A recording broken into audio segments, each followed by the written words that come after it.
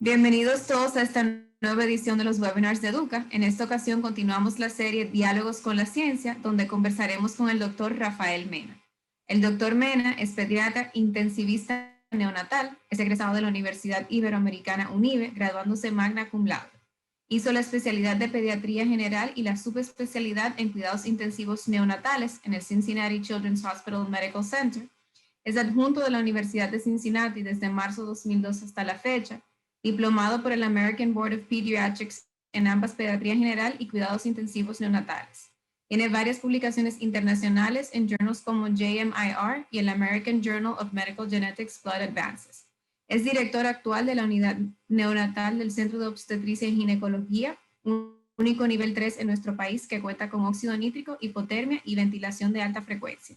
Ha sido pionero en el desarrollo de telemedicina pediátrica, logrando diagnosticar enfermedades raras y ayudando a familias con niños con enfermedades difíciles. Además, fue galardonado Pediatra del Año en el 2016 en Investigación e Innovación. Para nosotros en Educa es un honor contar con su participación en estos espacios de conversación.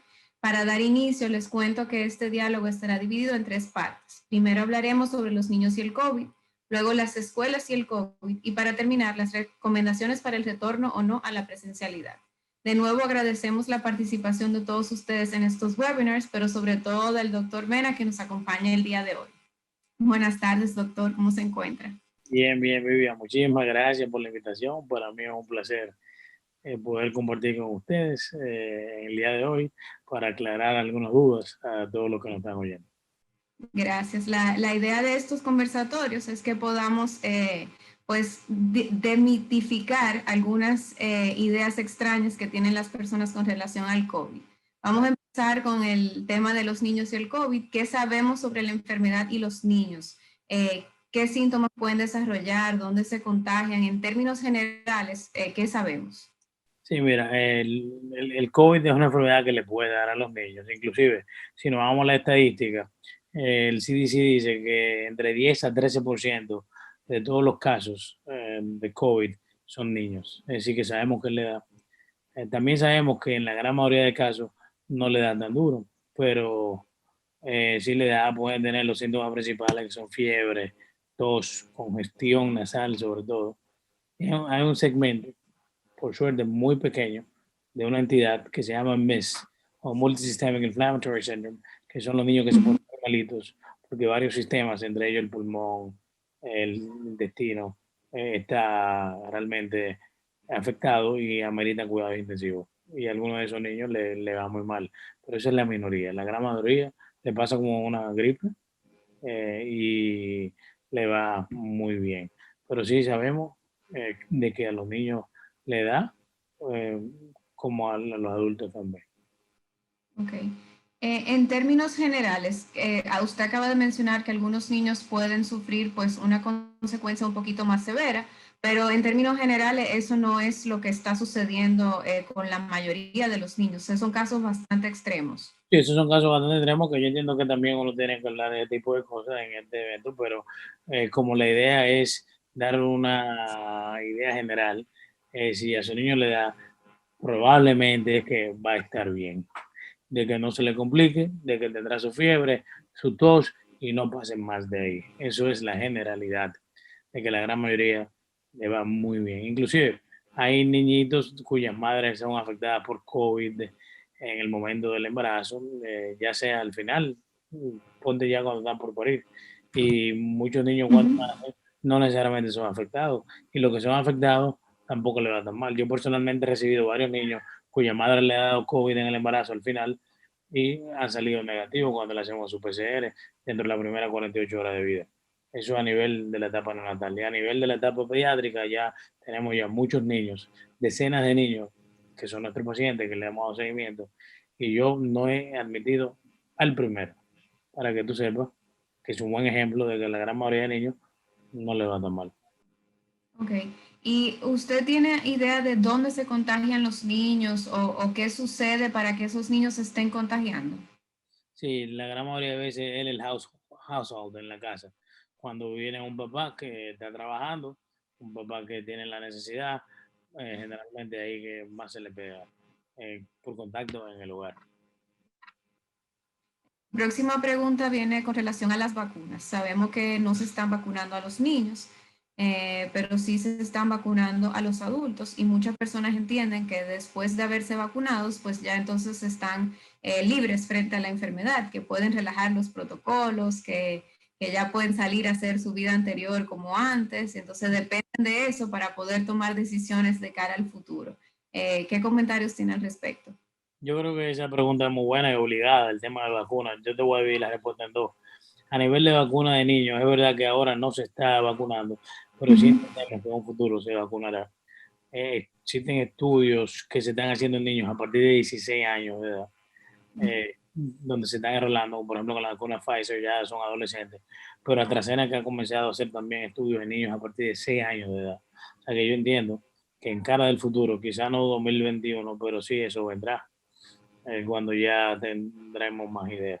Esa es la primera parte de la respuesta. Y la segunda parte de la respuesta es que los adultos, como bien hablamos, que son responsables de transmitirse a los niños mucho, que no crean que están inmunes por solamente ponerse una vacuna. Generalmente, la gran mayoría de vacunas son 2 dosis, pero yo lo que Pfizer, Moderna, la que está llegando aquí, que es la Sinovac, la misma AstraZeneca, son 2 dosis, separadas por un tiempo X, la gran mayoría un mes. Solamente hasta ahora, quien tiene aprobación de la FDA es la Johnson Johnson, que es una dosis, pero esa no está llegando aquí. Entonces, no pueden creer que porque yo me vacuno una vez no me va a pasar nada. Tienen que cumplir la segunda dosis para que estén debidamente protegidas. Inclusive el CDC sacó un lineamiento que decía que si usted tenía las dos vacunas, podía no usar la mascarilla, pero en su casa, no en espacios públicos.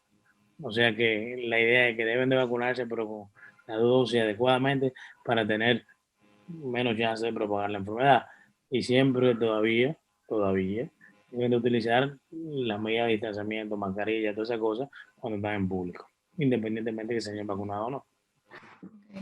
Eso es muy importante porque hemos visto que sobre todo la Asociación Dominicana de Profesores ha condicionado el retorno de forma presencial a las escuelas a las vacunas y sabemos que la vacuna no garantiza un 100% de inmunidad. Entonces, ahora que le menciono las escuelas, quiero saber si sabe si hay alguna evidencia científica de relación entre los contagios en las escuelas, con los niños, o cuál es su percepción sobre cuál es la situación de la semipresencialidad, la virtualidad en Claro, COVID. yo creo que eso no es una pregunta. Yo creo que la respuesta es haciéndole referencia a un artículo que se publicó en la Universidad de Yale, que evidenció que los cuidadores de niños, sobre todo que están en daycare o en la preescolaridad, estamos hablando de un estudio grande de miles de educadores, lo compararon con no educadores y la incidencia de enfermedad era más o menos igual. O sea que significa que esos educadores que se exponían a la presencia de niños con los protocolos no tenían chance de enfermarse y no aumentaba la posibilidad de a esos maestros, a esos cuidadores darle COVID. Yo creo que eso es realmente uno de los estudios más importantes de que uno puede retornar a la presencialidad sin olvidarnos de los protocolos. O sea, como tú bien dices, la sociedad, las de profesores quieren que estén vacunados, lo cual yo creo que es una muy buena idea, pero tampoco nos podemos olvidar de los protocolos. Por eso yo entiendo que la semipresencialidad, y sobre todo que sea voluntario, porque si hay papás que no quieren, que no lo lleven y tener las dos opciones, se pueden tener la opción virtual, pero la opción presencial, lo cual es muy necesario para la salud mental de los niños, yo creo que es importante. Y por eso la semipresencialidad yo creo que es importante, porque hay que adecuar los espacios a la cantidad de niños. O sea, un espacio que antes cabían 30, ahí como sardinas, ya no se puede. Ya quizás tú tienes un espacio con un metraje de que si tú quieres separar a cada niño 6 pies, nada más te caben 6 niños. Y por eso se habla de la semipresencialidad. Porque si nada más tú tienes 6, pero son 30, bueno, estos van a ir en la tanda de la mañana, estos 6 en la tanda de la tarde, estos van a ir lunes, miércoles y viernes, este grupo martes, jueves y sábado. Entonces hay que adecuarse a la nueva realidad, pero yo entiendo que sí se puede. Sí, usted se adelantó a mi próxima pregunta que tenía que ver con los protocolos y qué tipo de recomendaciones estaba haciendo. Y también mencionó un tema sumamente importante que es el de la salud mental. Y quería saber cuál era su percepción sobre lo que estaba sucediendo. mucho de lo que hemos visto es que sí han aumentado los casos de niños que están en estados de ansiedad, en estados de depresión, porque se pasan el día entero trancados en la casa con la televisión y no pueden compartir con sus amiguitos, que es un cambio muy drástico a lo que ellos estaban acostumbrados. Entonces, ¿cuál es su percepción sobre ese tema? Y si tiene alguna recomendación para los padres que nos están viendo. Sí, no, mi percepción es que es real lo que tú dices, los niveles de ansiedad, los niveles de depresión y salud mental, todavía no hemos medido lo que va a pasar en un futuro. Yo entiendo que en varios años vamos a saber un poquito más, pero yo he tenido casos, sobre todo en ese periodo de la adolescencia, muchos niños con ansiedad, panic attacks, ataques de pánico que necesitan ansiolíticos, y eso es real. Y en los niños que son más pequeñitos, que como tú bien sabes, que de por sí antes estaban atracados en apartamentos, ahora están atracados en apartamentos y no pueden salir a clase de tarde. Eso es una cosa increíble y la salud mental de la familia está en juego. Así que Amén. mi recomendación a los padres que están oyendo es que se pueden ir a su espacio público, quizás no donde haya tanta gente, pero que esos muchachos correteen, eso está bien, que correteen, que monten bicicleta, que patinen, que den su vuelta, it's okay. Que te lo lleve al mirador, al jardín botánico, al parquecito del vecino. Yo vivo cerca de un parquecito y eso está lleno. Y hay más gente que no vive por aquí que Claro. feliz ve eso lleno de niños correteando al aire libre. ¿Tú? Sí. ¿Cuáles son los principales protocolos que recomiendan? ¿Lo mismo que nos dicen siempre, mascarilla, lavado de manos y distanciamiento, o le agregaría algo adicional? Ya tú te lo sabes mejor que yo eso. Y Sí. no, lo principal es eso, yo creo que el lavado de manos sobre todo, y que sea 20 segundos, y ya eso ya suena, ya la gente se lo sabe mejor que uno. Eso es sumamente importante. Y el distanciamiento de 6 pies entre uno y otro, y la mascarilla, esas son las tres cosas principales realmente. Y yo creo que parte del protocolo es que, aunque tú estés vacunado, es que tú tienes que seguir esas tres cosas en conjunto. De que tienes que tener cuidado, que no porque tú estés vacunado no significa que sabemos que disminuye la transmisión si tú estás vacunado, pero tienes que cuidarte también, porque todavía no todo el mundo tiene la inmunidad y no todo el mundo está vacunado. Claro. Y sobre el retorno a la presencialidad, asumo que por lo que acaba de mencionar, usted está de acuerdo siempre y cuando se cumplan con los protocolos. Y yo estoy de acuerdo. Mira, ya un año, históricamente la pandemia, la que tenemos registrada en 1918, hace 100 años básicamente. Eso duró 3 o 4 años. O sea, que quien piense en el 2021, que en julio tú vas a estar en un concierto ahí, oye, que se olviden de eso, ¿tú entiendes? O sea, eso nosotros tenemos que volver a la nueva normalidad. Eventualmente eso va a pasar. Y va a venir más vacunas, quizás esto va a ser igual que la influenza, tú vas a tener vacunación anuales para protegerte, la cepa mutan y los científicos tienen que anticipar la cepa y ese tipo de cosas. Pero yo entiendo que tenemos que hablar normalidad y no es justo, yo entiendo, de que los padres salgan a trabajar, salgan a un restaurante y los niños, coño, que no se vayan al colegio. Yo entiendo que eso no es justo tampoco, sobre todo por lo que hemos hablado de su salud mental. Es que yo sí estoy totalmente de acuerdo que se debe de hacer eso. Y los pacientes míos que quizás, ojalá que muchos estén viendo esta entrevista, saben que yo soy un tipo necio cuando me dicen, ¿lo puedo llevar al colegio? No, no lo puedo llevar. O sea, yo, fíjate, te estoy hablando de una persona que cuida mucho. Te estoy hablando de una persona que cuando una muchacha de las hijas mías, que yo tengo 3 hijos, se me enfermaba, ella duraba 2 semanas, antes de COVID, duraban 10 días en ir al colegio. Y yo, no va, hasta que ese oído esté bien y no tosa, no va. 10 días en mi casa. Por suerte no tenía la facilidad de tener buena ayuda, ¿verdad? Pero entonces, eso es Claro.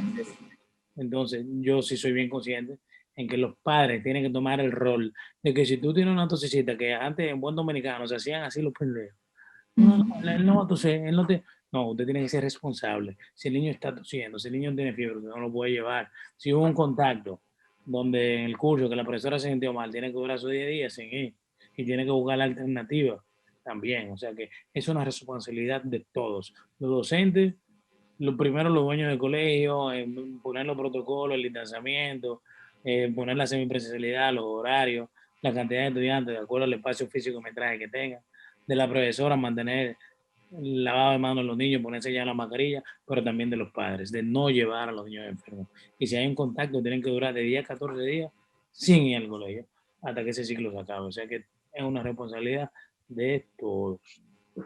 Gracias por eso que acaba de decir.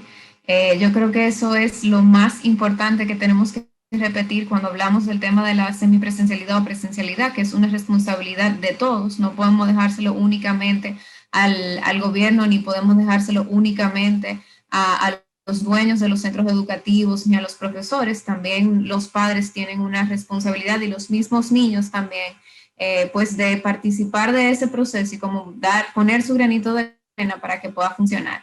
Claro. Estamos llegando al final. No te imaginas, Vivian, los niños, mira, los niños son increíbles. Esos niños de 3, 4 años, porque en teoría los niños usan la mascarilla a partir de los 2 años, muy difícil que se mantengan. Pero tú siempre dices, que estos muchachos de 4 años se mantengan la mascarilla. La disciplina que tienen esos niños, mejor con papá, eso no tiene madre. Por eso yo soy pediatra 5 veces se vuelvan a hacer, porque los niños son increíbles, mantienen su disciplina. Iba a hacerle una pregunta en ese orden con relación a la mascarilla y la edad que usted recomienda que se puedan utilizar. Y también si, por ejemplo, para los más pequeños que no pueden utilizar la mascarilla, si sería recomendable que utilicen algún tipo de face shield. ¿Cuál es su parecer en ese sentido? Y mascarilla, eso está bien descrito, por encima de 2 años se puede. Face shield, it's okay, pero tampoco yo creo que está tan probado de que te va a ayudar tanto. Y algunos niños antes los dos que no funcionan. Yo creo que en ese escenario lo bueno es que realmente sea una burbuja, si lo van a llevar, y que se sigan los protocolos. Te digo que sea realmente una burbuja, porque ya yo, ¿de cuánto es tu burbuja? De 20, hermano, eso no es una burbuja de 20. Vamos a ser serios. No es lo mismo 5 que 20, o sea que también todo el mundo tiene que tener su responsabilidad. No hay burbuja de tanta gente. Claro. Y por último, le quiero preguntar qué recomendaciones le puede dar a las familias que no se han decidido o que están un poco confusos con este tema para que puedan tomar su decisión. Sí, yo también es importante de que recuerda que tú tienes que hacer un retorno voluntario, como dicen los padres, por retorno a la educación. Pero yo entiendo Ujú. que tienen que poner la balanza de que si a la gran mayoría, como dijimos inicialmente en la entrevista, la gran mayoría de niños no le da mucho. Si tú tienes el riesgo de tener afectado la salud mental y tú sabes que si le da, le puede dar porque nadie está exento a que no le dé, tomamos un riesgo, pero un riesgo mínimo tomando la medida de precaución. Si le da, yo creo que tienen que analizar riesgo-beneficio. Si le da, probablemente no me va a dar tan mal, pero tengo el muchacho que mentalmente me va a ayudar a su desarrollo psicoemocional.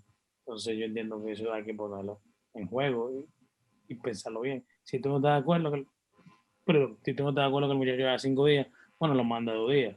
Y tú pon tu criterio, elige el colegio que tú tengas y dice, no, mira, tú vas, dice, estás respetando, ¿son cuántos muchachos? 5, es lo que yo te digo. Una burbuja de 20, yo no mando a mi hijo mío a una burbuja de 20. Pero si son 5 y uno está aquí y otro está allí, me siento más cómodo. Claro, sí, sí.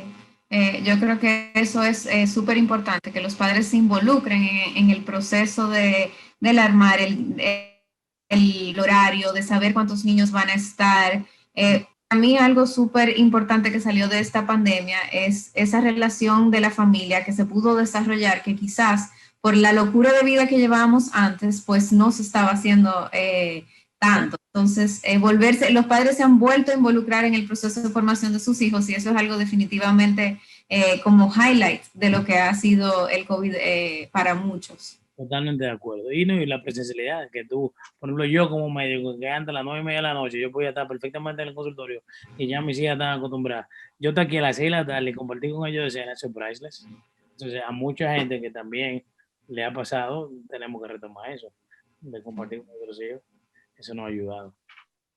Definitivamente. Doctor, muchísimas gracias. No sé si tiene algún comentario final para los que nos están escuchando. Y no, el comentario final es que qué bueno que instituciones tan importantes como Educa están abrazando el retorno gradual y lo más seguro posible de esto.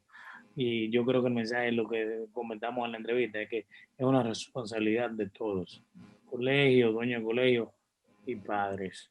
No podemos mandar a los niños enfermos a los colegios, pero sí podemos reintegrarlos dentro de lo que cabe, lo más seguro posible, con los menos niños posible, cumpliendo los protocolos que hablamos. Muchísimas gracias, doctor Mena. Sin lugar a dudas, es responsabilidad de todos poder lograr un retorno progresivo, voluntario y seguro a las aulas. A continuación, cedo la palabra al señor Samuel Conde, presidente de Educa. Damos las gracias al doctor Rafael Mena, pediatra intensivista, por aceptar acompañarnos en esta segunda edición de Diálogos con la Ciencia. Para Educa ha sido un verdadero honor y un privilegio contar con sus valiosos comentarios, informaciones y recomendaciones, doctor. Aquí en Educa hemos venido sosteniendo públicamente la misma posición que usted ha compartido, que como ha sido evidenciado por múltiples organismos de investigación internacionales, no hay un vínculo directo, no existe un vínculo directo entre la actividad escolar y el comportamiento de la enfermedad, con un retorno a la presencialidad de forma progresiva, voluntaria y segura. Donde sí existe un vínculo es entre el cierre prolongado de los centros educativos y los efectos negativos en la salud mental, la nutrición y el bienestar de los niños y adolescentes. El cierre total de los centros educativos trae aparejado otros problemas que perjudican mayormente a los más vulnerables. En un estudio realizado por Educa recientemente, quedó evidenciado que el 10% de los hogares encuestados, cerca de 290,000 niños, son dejados solos en sus casas en el horario escolar, mientras sus padres deben salir a trabajar. No podemos ignorar las situaciones de violencia doméstica y de vulnerabilidad a la que se ven expuestos estos niños, las que también durante la pandemia se han visto incrementadas en todos los sectores de la sociedad. En el mismo estudio, no solamente la mayoría absoluta de los padres, el 54%, entiende que sus hijos no aprenden o aprenden menos, sino que 1 de cada 3 entiende que sus hijos están viviendo una situación que afecta su salud mental y su salud emocional. Los hogares de los sectores más vulnerables del país no ofrecen las condiciones ni cuentan con los recursos mínimos para asegurar un aprendizaje efectivo. De hecho, los niños que provienen de estos hogares utilizan mayoritariamente solo la televisión y el cuadernillo escolar como elementos esenciales de su aprendizaje. Esto contrasta y profundiza las desigualdades. Cuando en más del 85% de los sectores de mayores recursos utilizan plataformas y tecnologías mucho más robustas. Hay que entender que la escuela no es solo un sitio de instrucción o donde se aprende únicamente contenidos académicos. Se trata de un espacio de construcción de ciudadanía, de carácter, para lo cual es imprescindible el contacto con los educadores referentes y de cada estudiante con sus pares. Es por esta razón que la presencialidad progresiva, voluntaria y segura debe ser considerada como una herramienta para mejorar los aprendizajes y también para evitar los altos costos sociales y económicos que el cierre prolongado viene ocasionando. Es momento de escuchar a la ciencia. Es tiempo de atender a las evidencias. Las decisiones que afectan a más de 3 millones de dominicanos no pueden dejarse libradas al azar o el voluntarismo. Abogamos por decisiones tomadas con el debido fundamento para cuidar la salud integral de los miembros de la sociedad y de la comunidad educativa en general. Y que se preserve, así, el derecho fundamental de cada niño a aprender. Muchas gracias. Gracias, don Samuel, por sus palabras y por acompañarnos en estos espacios de discusión. Sin lugar a dudas, el cierre prolongado de las escuelas está teniendo consecuencias drásticas en la salud mental y el bienestar de los niños, las niñas y los adolescentes. Por eso, para terminar, los dejamos con un video que hemos preparado abogando por el retorno progresivo, voluntario y seguro a las aulas. Hasta la próxima. Estos son José y Ana. Desde marzo del 2020, José y Ana, al igual que 2.8 millones de niños y niñas de la República Dominicana, no han ido a la escuela debido a la pandemia generada por la COVID-19. Aunque en un principio esta medida fue necesaria, hemos aprendido que es mejor que todos vuelvan lo más rápido posible a la educación presencial de forma progresiva y segura. La Organización Mundial de la Salud, el Instituto Pasteur, UNICEF, UNESCO y el Centro para el Control y la Prevención de Enfermedades en Estados Unidos, por mencionar algunos, han determinado que no existe relación directa entre la infección por la COVID-19 y la reapertura de las escuelas tras realizar diversos estudios en múltiples países.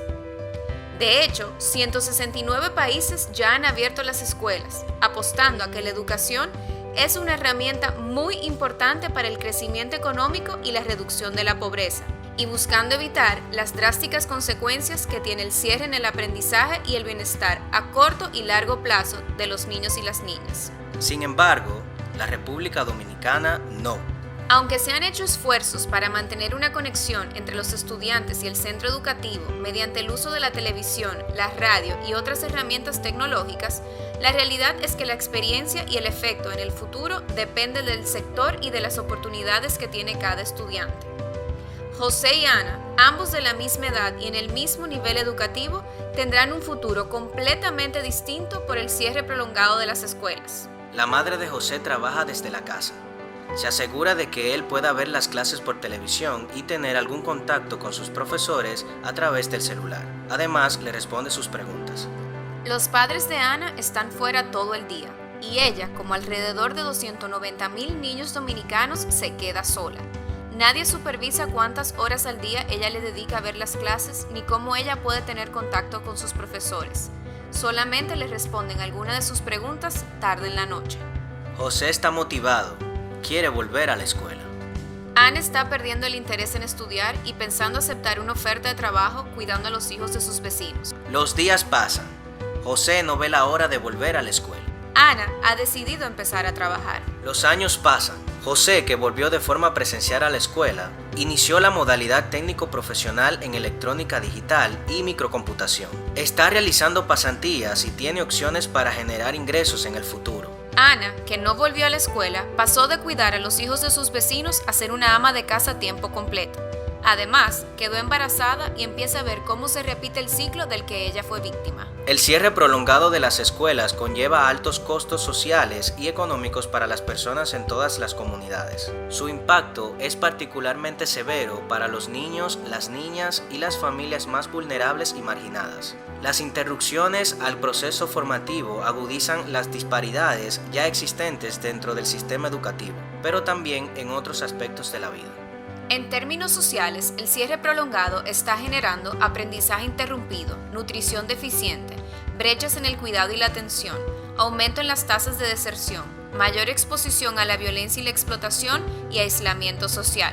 En términos económicos, asumiendo una vida laboral activa de 45 años, el cierre prolongado implica, según estudios, alrededor de 2.7 millones de pesos dominicanos en pérdidas de ganancias a nivel personal y alrededor de 748,000 millones de pesos dominicanos en pérdidas de ganancias a nivel país. Si leemos y analizamos los estudios disponibles, si vemos la data que existe y ponemos todo en una balanza, ¿vale la pena mantener las escuelas cerradas? ¿Vale la pena que la vida de los niños y las niñas se vea afectada cuando se sabe que con el uso de la mascarilla, distanciamiento y hábitos simples de higiene, el contagio se puede detener?